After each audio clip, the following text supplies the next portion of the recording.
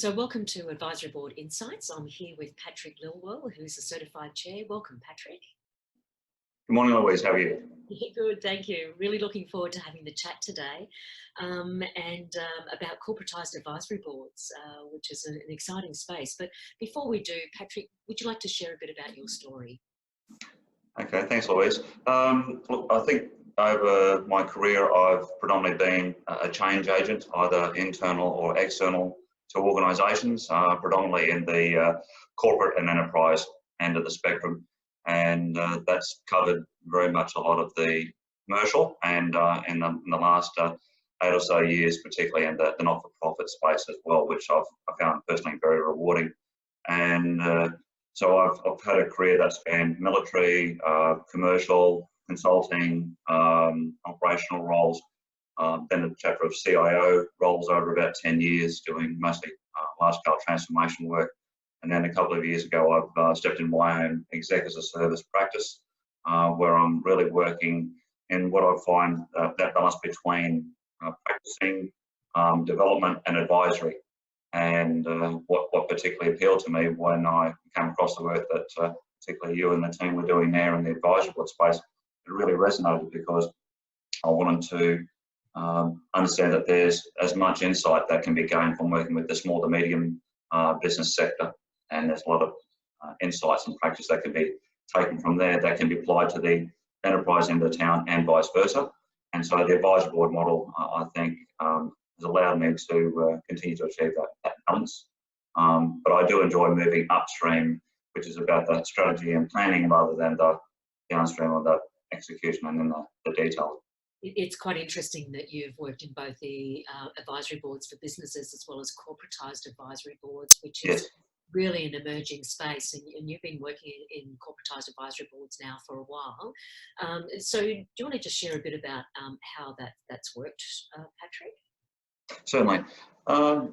About 18 months ago, I started engaging into a client space where I was asked to take on defining and leading a transformation program for what's quite a complex business. And it's also a sector that's under significant change, and it's got lots of challenges. There's the balancing the mission of the delivery versus how to manage the margin and to bring that commercial practice into play. And so with ensuring that there was a really interesting dynamic to ensure that we balanced the confidence of the board with what was happening at the executive level and across the organisation. So defining and leading transformation in that space was an interesting space to navigate, and it's one where a lot of other, as I said, confidences needed to be taken into consideration.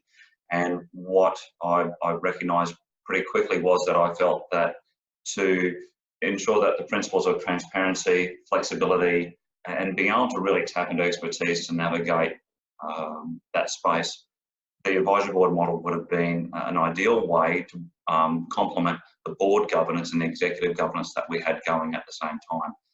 And so by establishing an advisory board where predominantly as executive, both myself and the CEO still chaired the advisory board sessions and we led them through, the model of having those external advisors to be able to come in, to be able to challenge and to bring insight and to really what I saw as a way of just really testing for those blind spots and bias points. So it's really been a good model to help set that up. And over the last 14 months, we've really worked through that. And it's been great because we've been able to have some really good independent advisors who could give perspective to us on how to work through the discernment of coming up with basically seeking some significant investment from a company that really needs to be quite prudent in where it spends its funds and how it navigates through the balance of strategy as well as operational impact. So, Patrick, it's interesting where an advisory board is a problem-solving model and you're road testing ideas, and the governance board being a decision-making model. How did you navigate the development of where it sits within the whole decision-making framework? We put in place a a regular rhythm of governance around defining, first of all, the way we were working through the strategy work. And that was very much a role for the executive to work with the board and testing that balance of the strategy, the direction and the priorities. The complexity of then that strategy to action phase of how do we then, what we saw as the key capabilities and the solutions that were available in the market, that's where we really felt there was more risk in, again, the biases, and as also how to navigate the implementation of that work, particularly around change management. And so what we decided to do was to set up an advisory board that we knew over the journey of the transformation period, there was going to be at different stages of that journey, different challenges and stages that we would need to grapple with. So we ensured that we used focusing questions that really helped us to find what are the things that we need to test, and we tried to predict as much as we could. And then we went and sought advisory board members who would meet on a monthly basis as a regular rhythm to help us address those, because the advisors still need to get context and background. So it takes a few sessions for them to get the context to be able to then offer more insight and discernment themselves around what they challenge and where they go. That makes sense.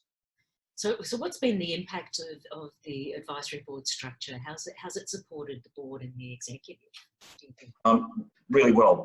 In the early phases of the advisory board, it was predominantly the CEO and myself meeting with the advisors, and it became really clear that the rest of the executive would also benefit by having both input and also exposure to that conversation. So the value of that conversation, because I think in the beginning there was a little bit of caution around, well, is this just going to be another series of conversations?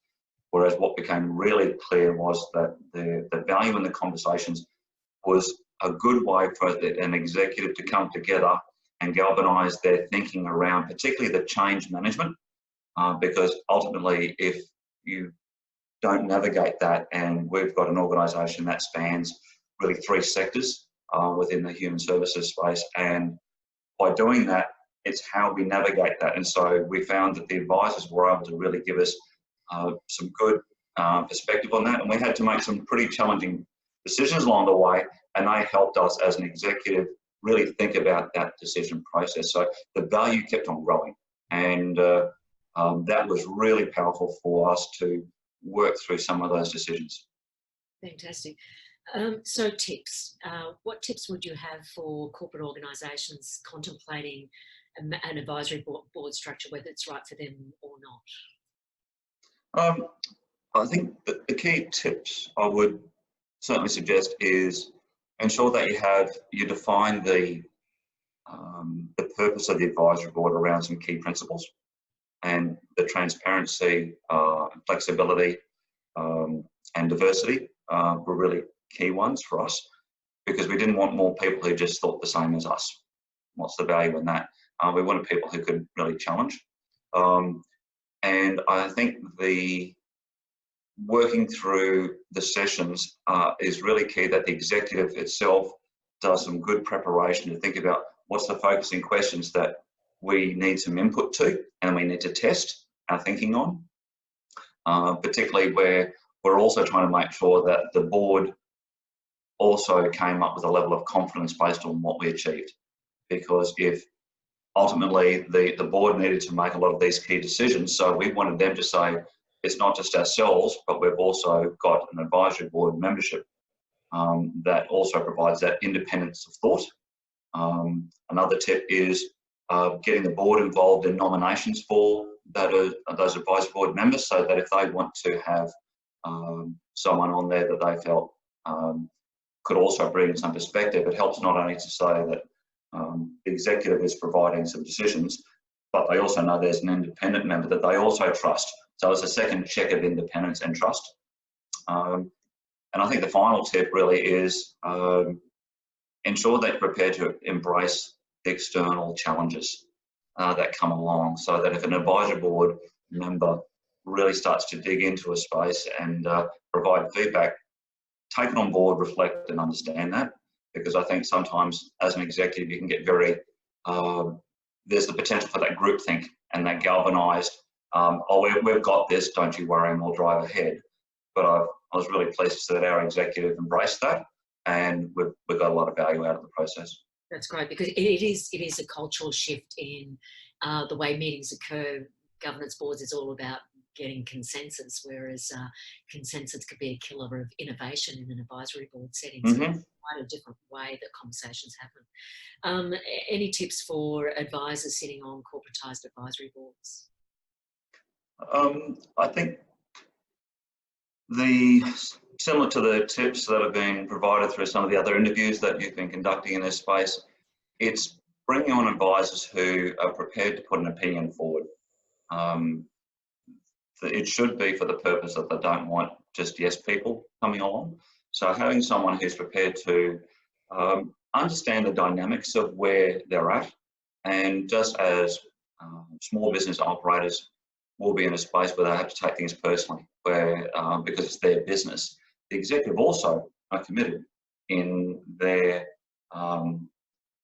journey to take an organisation through change, and so there's always a lot of complexity that comes with that. So I think the advisors still need to make sure they take time to recognise that what's behind the behaviours and where there's resistance within the executive, but at the same time still not shy away from respectfully putting some thoughts forward about what they see. And there may be the time when they're no longer the right person on that, and be willing to put your hand up and say, I think, I think my value propositions are now diminishing.